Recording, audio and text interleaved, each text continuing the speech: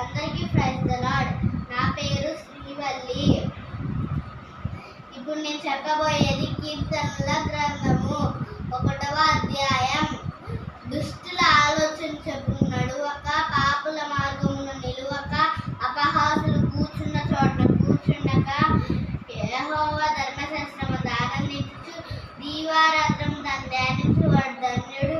అతడు నీటి కాలువన యోరున నాటబడినదే ఆకు వాడక తన కాలమందు ఫలమిచ్చు చెట్టు వలె నుండును. అతడు చేయనంతయు సఫలమగును.